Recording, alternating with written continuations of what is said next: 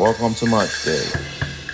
This is the football referee with Emmy Hikins, Trevor Gear, and Femi Madariola. Podcast, and we were kind of trying to look for his best fit club-wise. And now it's becoming a bit more evident. Could still be a rumor, we don't know. Might not materialize, might fall apart. But it's becoming a bit more evident that he's going to end up at Manchester City. According to what I've read today. Now, do we think he's a good fit for Manchester City? No, let me rephrase that. Do we think he will actually get playtime at Manchester City? I think that's the moment. Yeah, are we talking about the Bournemouth? Is he the Bournemouth player? Yes, the Bournemouth player, Antoine Semanyo, the one that scored last night. Yeah, I mean, he's an excellent player. He really is. And again, this whole question of transfers and players' expectations is quite an interesting one, because, again, we talked earlier about what's come to light, really, partly through Amorim, but it's been evident for a while that the difference between a head coach and a manager has kind of been slid into the system and almost undercover. People haven't been aware of what the implications are.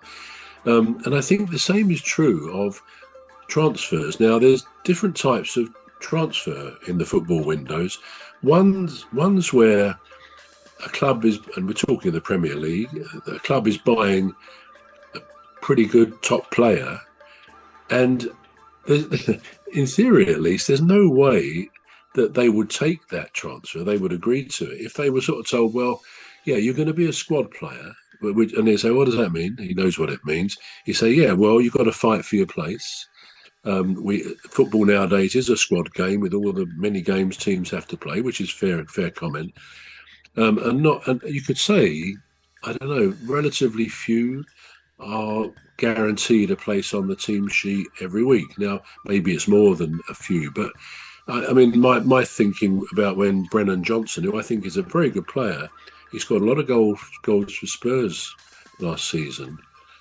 And what I've seen of him now in 2 games on the TV, I didn't go last night because I think I told you I had a particular health issue, but anyway, and it suited me to be in the warm. But he looked very good last night, and then I watched him play at Newcastle again on TV, his first game, and he looks good, and he could have scored. He had a couple of good chances last night, but the point I'm making is that I believe when he came to Palace, because he was very pleased and quick to agree the transfer, that he must have been told, you're going to start the matches, because. We're going to take a short break now. The football referee will be back shortly. You're listening to the football referee with Emmy Hikins, Trevor Gear, and Femi Madariola. The football referee will be back shortly. Please stay tuned. The football referee is looking for sponsors. If you're a business out there looking to spread the word about the products and services you offer, please get in touch on our website, deepstuffrecords.com. And also, if you're looking to get involved on this show, please reach out via our Facebook page, Deep Stuff Radio or Deep Stuff Records. Thank you.